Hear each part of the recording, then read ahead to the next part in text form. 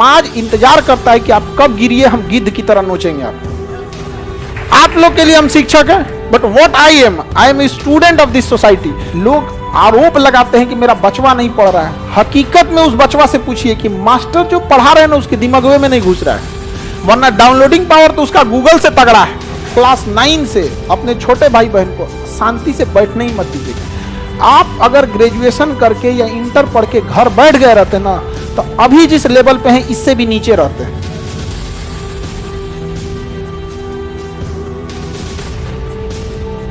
Who is Khan sir? Khan sir is a student of society. हमसे कोई पूछता है तो हम अपनी भाई यही बात बोलते हैं।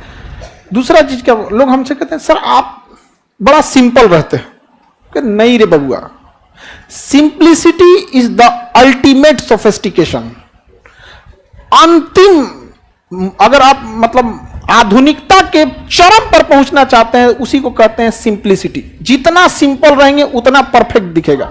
दुनिया का कोई चीज देख के देखिए, सबसे सिंपल हो, कोई भी चीज को आप उठा के दे, simplicity is the ultimate sophistication. आधुनिक से भी खतरनाक सोफिस्टिकेशन है, मॉडर्न से आगे माना जाता है सोफिस्टिकेटेड। आप अंग्रेजी में पढ़ोगे साइनिम सिंप्लिसिटी, तो सिंप्लिसिटी रहिएगा। समझ आ गया कि नहीं आ गया? यहां पर इतना सिंपल रहिए, इतना बुलंदी पर बैठिए कि जब आप जमीन पर बैठे ना तो लोग मजाक ना उड़ाए, बल्कि कहें क्या संस्कार है।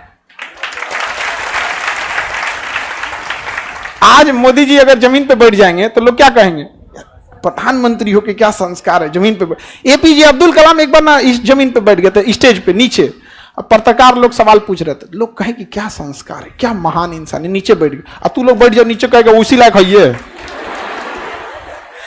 बस उतना काबिल बनिए लोग ना कि जब नीचे बैठना पड़े तो लोग हैसियत नहीं बल्कि कहें संस्कार क्या मिला।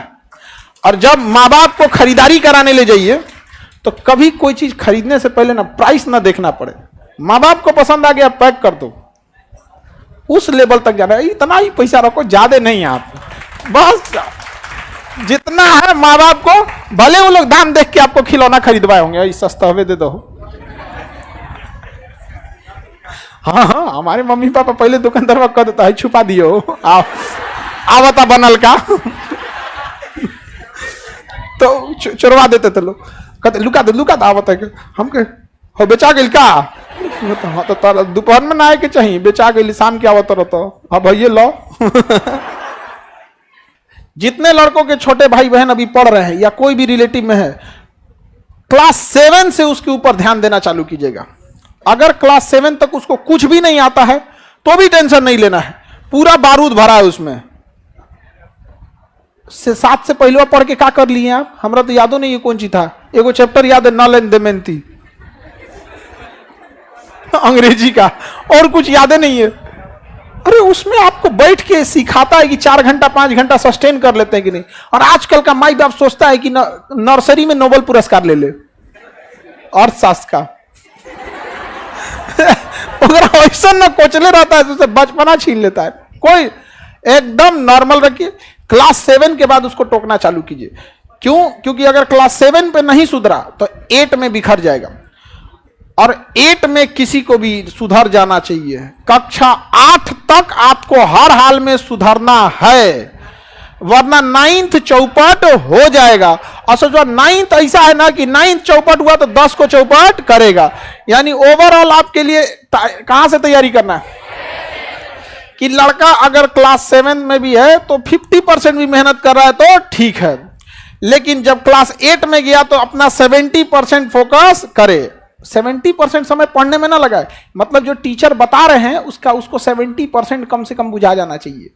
समस्या ये नहीं है, लोग आरोप लगाते हैं कि मेरा बचवा नहीं पढ़ रहा है, हकीकत में उस बचवा से पूछिए कि मास्टर जो पढ़ा रहे हैं ना उसके दिमाग में नहीं घुस रहा है, वरना डाउनलोडिंग पावर तो उसका गूगल से तगड़ा है।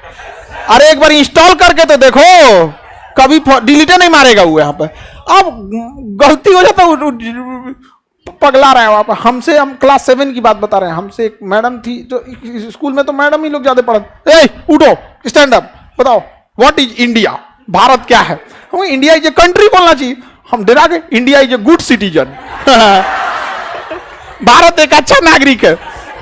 बताओ ये कभी हो सकता है? हमें ये पता ही नहीं था कि सिटीजन मतलब क्या होता है। बस एक ही चीज का पता पता था कि इंडिया माने हमारा कंट्री, गुड माने बहुत अच्छा, इंडिया इज गुड सिटीजन। बस लाल डस्टर जो होता है ना मिटाने वाला, ओका लकड़ी पीछा लगा होता, हाथवा उल्टा करके पढ़ता है तुम लोग, पढ़ता है तुम लोग यहाँ पे, हाँ। अब वही हम लोग बोलते पढ़ाती हैं आप लोग, तो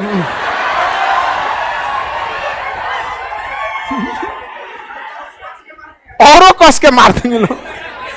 अरे मत पूछिए आप।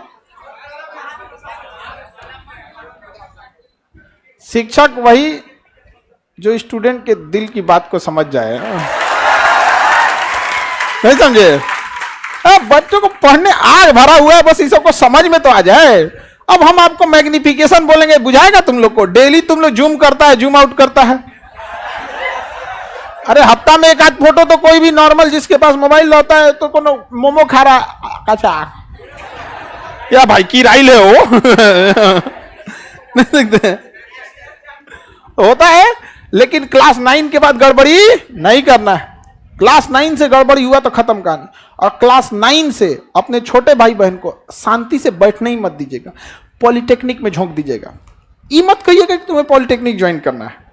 हम लोग की जीएस सा तो हम लोग का कोई लेने देना नहीं था, हम लोग बीएससी करके बैठे हैं। वो तो पिताजी की स्ट्रेटजी ऐसी थी ना कि हम लोग जब क्लास 8 पास किए तो कहें कि अब तुमको गांव छोड़ देना है, अब तुम सैनिक स्कूल की तैयारी करो। तो क्लास 8 में हम माइंडसेट थे कि क्लास 9 में हमको कहां जाना है, सैनिक स्कूल में। अब नॉर्मल लड़का से अच्छा पढ़िएगा तब ना जाइएगा। अब आदमी कंपटीशन करने लगा, यहाँ पे 9th भी पढ़ना है, सैनिक स्कूल भी तैयारी करना है। भले उधर नहीं हुआ लेकिन कुछ तो सीख गए। उसके बाद कहें कि कोई बात नहीं, 9th में नहीं हुआ कोई बात नहीं, इससे अच्छा तुमको बताते हैं। पापा हमको ना बहुत अच्छा से संभलाते थे। हम फेल होते थे ना तो हमको एक बात का डर खुशी होता था कि दुनिया डांटेगी लेकिन पापा टेंशन नहीं लेगा। पापा कहते तो जो फेल होके आएगा तो पार्टी देंगे इसलिए नहीं कि हम फेल हो जाए, बट इसलिए कि डरते थे कि कहीं मरावरा मत जाए। इस सब ने हर माँ बाप के लिए आपसे कीमती दुनिया का कुछ नहीं हो सकता है।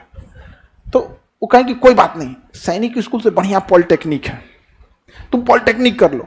तो मैट्रिक में जब पढ़ते थे, मैट्रिक और साथ साथ पॉलिटेक्निक की भी तैयारी कर, पॉलिटेक्निक निकालना है। वो 10,000 रैंक आया,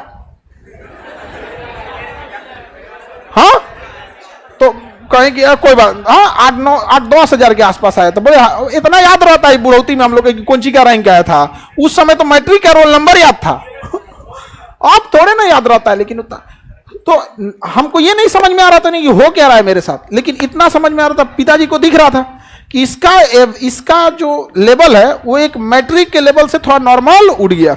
फिर 11th में तुम एक काम कर, एनडीए की तैयारी कर, एनडीए उससे जबरदस्त है, देख लेफ्टिनेंट बन जाएगा इतना कम उम्र में, खटाक से लाल बत्ती की गाड़ी मिलेगी, ये वो। हम तो तैयारी कभी छोड़ना ही नहीं है। आप अगर ग्रेजुएशन करके या इंटर पढ़ के घर बैठ गए रहते ना तो अभी जिस लेवल पे हैं इससे भी नीचे रहते कि नहीं रहते। इसलिए तैयारी छोड़ना ही नहीं है। और हम लोग से कोई पूछता, हमसे एक आदमी पूछे कि सर आप अपना अभी के हिसाब से आप अपने आप को क्या समझते हैं? कहता I am a student of society, मैं इस समाज का एक विद्यार्थी हूं। आप लोग के लिए हम शिक्षक हैं, but what I am a student of this society. ये समाज हमको डेली कुछ ना कुछ सिखाता है कि समाज इंतजार करता है कि आप कब गिरिए, हम गिद्ध की तरह नोचेंगे आपको। समझ में आ गया कि नहीं? हम हिंदुस्तान वाले अगर आगे ना भी बढ़े ना, शांति से टांग ना लड़ाए दूसरे के काम में ना, तो हिंदुस्तान में वो काबिलियत है 10 साल में इतना आगे निकल जाएगी कि अमेरिका, रूस, चाइना देखते रह जाएंगे। हम लोग परेशान किससे हैं? पैर खींचने वालों से, केकड़ा के बीच में नहीं, केकड़ा खींचते परेशान है हम लोग यहाँ पर। आप असफल होंगे, आपका परिवार से ज्यादा पड़ोसी वाला रह गए, बार बार पूछते रहता है। इसलिए टेंशन नहीं लेना है, टेंशन फ्री पढ़ना है। समझ में आ गया कि नहीं आ गया? हम हर समय या तो आपको सफलता मिलेगी या तो अनुभव मिलेगा, एक्सपीरियंस या सक्सेस। और हमेशा याद रखिएगा, experience beats the knowledge. Experience हमेशा ना नॉलेज को पीछे कर दे। आईआईटी के इंजीनियर को बुला के लाइए, वो मिस्त्री को बुला के लाइए, खुलवाइए पंखवा, दाएं दाएं मार देगा, यहाँ टेस्टर लगाएगा, यहाँ पत्ती टेढ़ हो गया है, हवा नहीं दे रहा है वो अपन साइन थीटा कॉस थीटा करते रह जाएंगे। तो आपके पास क्या मिलेगा? एक्सपीरियंस।